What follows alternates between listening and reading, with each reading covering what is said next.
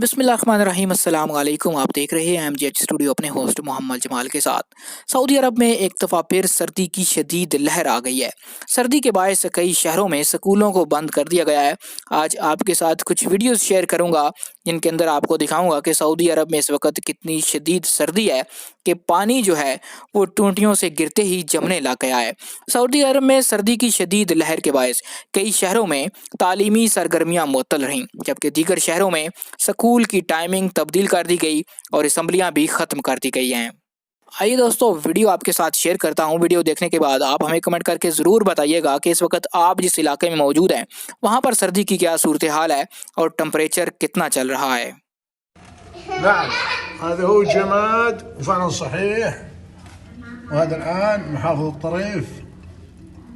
نعم، عقيلة الحازمية. سكر الماء، الله يستر.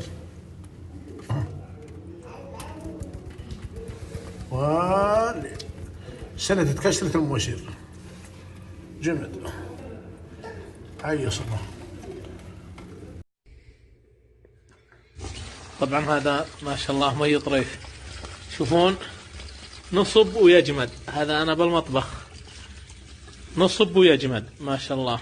هذا من كثر البرد عندنا بطريف، الحدود الشمالية منطقة الطريف.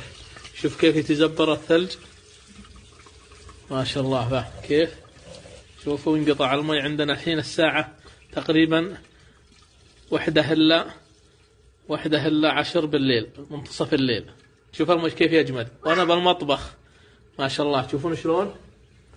طبعا اليوم مصباح الثلاثاء اللي هو 16/6/1441. شوف كيف يجمد المي ما شاء الله. شوف يعني الخزان بطل يصب، شوف وهو يصب جامد هالحين، شوف كيف جامد.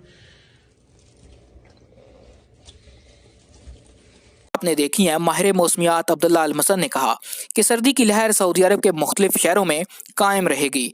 उन्होंने कहा कि शुमाली इलाकों में सर्दी ज़्यादा शदीद होगी, तमाम इसमें मज़ीद फैलाव होगा।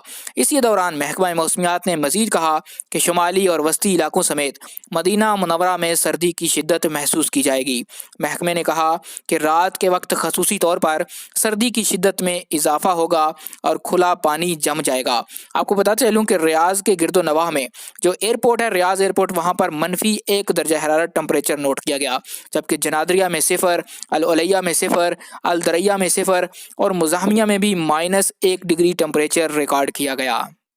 उम्मीद करता हूँ हमारी आज की वीडियो आपको पसंद आई होगी। वीडियो पसंद आई लाइक कीजिए, शेयर कीजिए और कमेंट करके अपनी राय से ज़रूर आगाह कीजिए। सऊदी अरब के हालात व वाक़यात से बाखबर रहने के लिए आप हमारे चैनल MGH स्टूडियो को सब्सक्राइब कीजिए, घंटी का बटन दबाइए ताकि हर नई आने वाली वीडियो का नोटिफिकेशन आप तक पहुँच सके।